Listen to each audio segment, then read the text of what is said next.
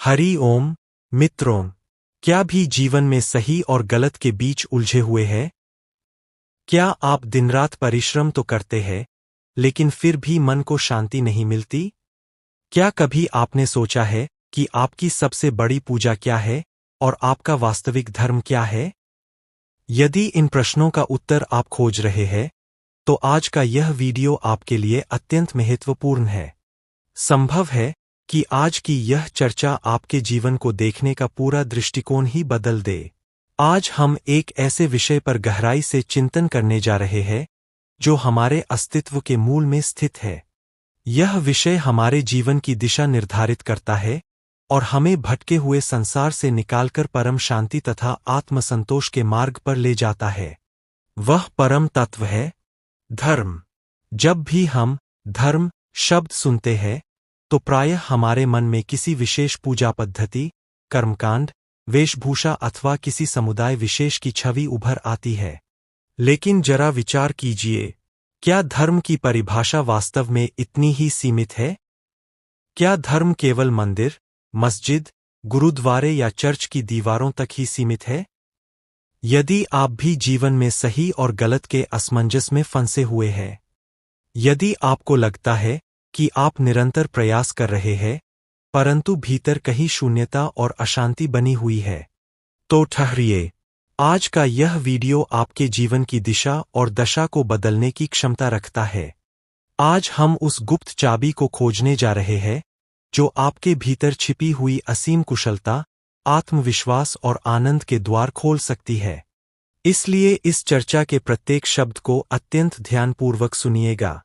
श्रीमद् भगवद गीता को जीवन का अनुपम और सर्वश्रेष्ठ दर्शन कहा गया है। यह वह पावन ग्रंथ है, जो स्वयं भगवान श्री कृष्ण के दिव्य वचनों से सुशोभित है।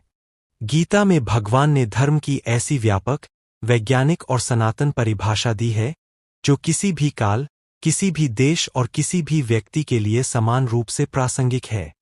अर्थात यह ज्ञान किसी एक वर्ग, जाति या समुदाय के लिए नहीं, बल्कि संपूर्ण मानवता के कल्याण के लिए है। जैसे सूर्य का प्रकाश यह नहीं देखता कि कौन अमीर है और कौन गरीब, कौन किस देश में रहता है और कौन किस जाति का है, वह बिना किसी भेदभाव के पूरी पृथ्वी को प्रकाश देता है। ठीक उसी प्रकार भगवान श्री कृष्ण का यह ज्ञान भी संपूर्ण मानव समाज के लिए है। भगवान श्री कृष्ण बताते हैं कि धर्म केवल कोई बाहरी आचरण या दिखावा नहीं है। धर्म हमारे भीतर का वह कर्तव्यबोध है, वह अटूट निष्ठा है, जो हमें हमारी मूल प्रकृति के अनुसार कर्म करने के लिए प्रेरित करती है। यह किसी विशेष पद्धति के पीछे आंख मूंदकर चलना नहीं है, बल्कि प्रत्येक प्राणी का अपना एक विशिष्ट कर्तव्य है, और उसी कर्तव्य को पूर्ण निष्ठा के साथ निभाना ही उसका स्वधर्म है। तो मित्रों, आइए आज हम गीता के इसी गहन ज्ञान के महासागर में गोता लगाएं। हम समझें कि हमारा अपना स्वधर्म वास्तव में क्या है, उसे कैसे पहचाना जाए, और उसे निभाकर हम जीवन की परम सिद्धि और सफलता को कैसे प्राप्त कर सकते हैं। यह यात्रा केवल किताबी ज्ञान की नहीं है। यह आत्मबोध, आत्मविश्लेषण और स्वयं को पहचानने की यात्रा है। यदि इसे आधुनिक संदर्भ में समझें, तो इसका सीधा अर्थ यह है कि जिस कार्य में हमें स्वाभाविक दक्षता प्राप्त है, और जिस कार्य से हमारे परिवार तथा समाज का भरण पोषण और विकास हो रहा है, उसी कार्य को पूर्ण कुशलता और निपुणता के साथ करना हमारा परम धर्म है। अब प्रश्न उठता है कि इस दक्षता का व्यापक अर्थ क्या है? दक्षता का अर्थ केवल किसी कार्य को तेजी से या चतुराई से कर लेना नहीं है। वास्तविक दक्षता यह है कि हम जो भी कर्म करें, उसे अपना न मानकर ईश्वर का कार्य समझें। जैसे एक बांसुरी स्वयं कोई धुन नहीं बजाती, वह तो केवल उस कलाकार की श्वास के अनुसार मधुर संगीत बिखेरती है, जो उसे बजा रहा होता है। ठीक वैसे ही हमें भी स्वयं को केवल एक माध्यम समझना चाहिए। फल की आसक्ति छोड़कर न्याय, निष्ठा, ईमानदारी और समर्पण के साथ अपने उत्तरदायित्वों का निर्वाह करना ही किसी भी व्यक्ति का परम धर्म है। उदाहरण के लिए, यदि आप गृहस्थ जीवन में हैं, तो अपने परिवार का उचित पालन पोषण और संरक्षण करना आपका प्रथम धर्म है। लेकिन यदि परिवार के मोह में पड़कर आप अन्यायपूर्ण ढंग से धन कमाने लगे, किसी को धोखा दे, बेईमानी करें, तो यह धर्म नहीं बल्कि अधर्म है। इसी प्रकार अपने कर्तव्य को निभाते हुए यह अहंकार पाल लेना कि यह सब मैं कर रहा हूं, यह भी एक सूक्ष्म अधर्म है। सत्य तो यह है कि इस विराट सृष्टि में भगवान की इच्छा के बिना एक पत्ता भी नहीं हिल सकता। आपका और आपके परिवार का पालन पोषण भी वास्तव में भगवान ही आपके माध्यम से कर रहे हैं। आप केवल एक निमित्त मात्र है। इसलिए अपने प्रत्येक कर्म को भगवान का कार्य समझकर पूजाभाव से करना ही कर्मों में वास्तविक कुशलता है। गीता में इसी को कर्मयोग कहा गया है और यही जीवन का परम योग भी है। जो व्यक्ति साक्षी भाव से जीवन जीता है वही वास्तव में सच्चा योगी है और वही सच्चा सन्यासी भी है। भगवान श्री कृष्ण कहते हैं कि जो व्यक्ति अपने स्वधर्म का निष्ठापूर्वक पालन करता है वह बिना किसी कठिन साधना या जटिल कर्मकांड के भी मुक्ति को प्राप्त कर सकता है और भगवान का अत्यंत प्रिय बन जाता है। एक बिच्छू का स्वाभाविक धर्म डंक मारना है, लेकिन एक साधु का स्वाभाविक धर्म दया, करुणा और प्रेम है। जिस प्रकार अग्नि का धर्म जलाना है और जल का धर्म शीतलता प्रदान करना है, उसी प्रकार प्रत्येक जीव का भी अपना एक स्वभावगत धर्म होता है। श्रीमद् भगवद गीता के 18वें अध्याय में भगवान श्री कृष्ण अर्जुन को अत्यंत सुंदर ढंग से समझाते हैं कि जीवन में सिद्धि और शांति कर्म छोड़ने से नहीं बल्कि कर्मों को सही दृष्टिकोण और सही भावना से करने से प्राप्त होती है। गीता के 18वें अध्याय के 41वें श्लोक में भगवान कहते हैं, ब्राह्मण अक्षत्रिय विषा शूद्राणां च परंतप कर्माणि प्रविभक्तानि स्वभाव प्रभवैर्गुण एह। अर्थात हे अर्जुन, ब्राह्मण, क्षत्रिय, वैश्य और शूद्र, इन चारों वर्णों के कर्म उनके जन्म के आधार पर नहीं बल्कि उनके स्वभाव से उत्पन्न गुणों के अनुसार निर्धारित किए गए हैं। भगवान यहाँ एक बहुत बड़ी भ्रांति को दूर करते हैं। वे स्पष्ट करते हैं कि समाज के इन वर्णों का आधार जन्म नहीं बल्कि व्यक्ति के गुण और स्वभाव है।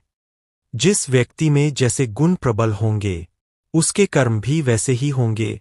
अर्थात आपके कर्तव्य का निर्धारण आपके गुणों और स्वभाव से होता है, न कि केवल किसी कुल या जाति में जन्म लेने से। आगे 18वें अध्याय के 47वें श्लोक में भगवान पुनः कहते हैं, श्रेयान् स्वधर्मो विगुणः परधर्मात् स्वनुष्ठितात् स्वभावनियतं कर्म कुर्वन्नाप्नोति किल्बिषम्। अर्थात अपने स्वभाव के अनुसार निर्धारित कर्म का पालन करना ही श्रेष्ठ है, भले ही उसमें कुछ कमियां क्यों न दिखाई दें। दूसरों का कर्म चाहे कितना ही आकर्षक, सरल या श्रेष्ठ क्यों न लगे, फिर भी वह आपके लिए उतना कल्याणकारी नहीं हो सकता जितना आपका अपना स्वधर्म। हमारे इतिहास में संत रविदास जी और सदन कसाई इसके जीवंत उदाहरण हैं।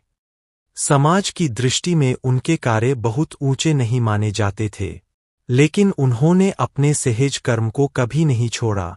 उन्होंने अपने दैनिक कार्यों को ही ईश्वर की पूजा बना दिया, अपने कर्म में ईश्वर का स्मरण जोड़ा और परिणाम यह हुआ कि स्वयं परमात्मा को उनके सामने प्रकट होना पड़ा।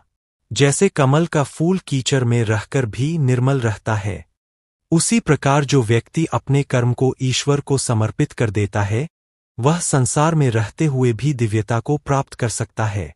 दूसरों का कार्य देखकर अपने कर्म को छोटा समझना उचित नहीं है।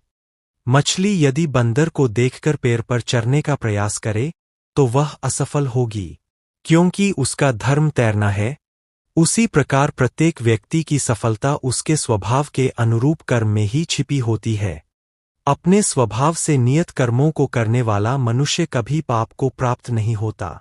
जो व्यक्ति अपने सहज कर्म को भगवान का प्रसाद मानकर निभाता है उसे ईश्वर का अनन्य प्रेम और परम मुक्ति सहज ही प्राप्त हो जाती है।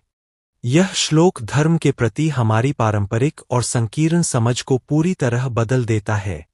यह स्पष्ट कर देता है कि धर्म का अर्थ केवल कर्मकांड, अंधविश्वास या बाहरी प्रदर्शन नहीं है। धर्म का वास्तविक अर्थ है अपने स्वभाव द्वारा निर्धारित कर्तव्य का निष्ठापूर्वक पालन करना। इसके अतिरिक्त किसी भी संप्रदाय या विशेष मानव निर्मित समुदाय के बारे में हमारे मूल शास्त्रों में धर्म की ऐसी संकीर्ण परिभाषा नहीं मिलती। प्रत्येक व्यक्ति का जो स्वभावगत गुण है, प्रकृति द्वारा जो कर्म उसके लिए निर्धारित है, वही उसका वास्तविक धर्म है। अलग अलग धर्मों, जातियों और संप्रदायों की दीवारें और उनसे जुड़ी संकीर्ण कल्पनाएं हमारी सीमित बुद्धि और अज्ञानता का ही परिणाम है। शिरडी के साईं बाबा इन सभी मानवनिर्मित सीमाओं से ऊपर थे।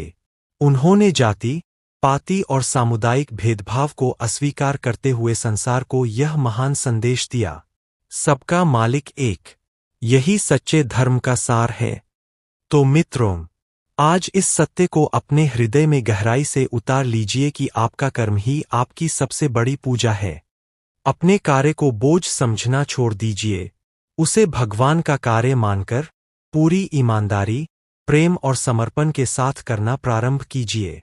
याद रखिए, मंदिर में की गई प्रार्थना कुछ समय तक चलती है, लेकिन ईश्वर को समर्पित होकर किया गया कर्म जीवन भर आपका साथ देता है। यदि गीता के इस व्यावहारिक और जीवन परिवर्तनकारी ज्ञान ने आपको प्रेरित किया है, तो इस वीडियो को लाइक अवश्य करें। इसे अपने परिवार, मित्रों और प्रियजनों के साथ शेयर करें, ताकि वे भी अपने वास्तविक धर्म और जीवन के उद्देश्य को समझ सकें। ऐसे ही सनातन ज्ञान, गीता के रहस्यों और आत्मबोध से जुड़े प्रेरणादायक वीडियो देखने के लिए हमारे चैनल को सब्सक्राइब करना न भूलें। अपने विचार, अनुभव और प्रश्न नीचे कमेंट में अवश्य लिखें। हरि ओम। धन्यवाद।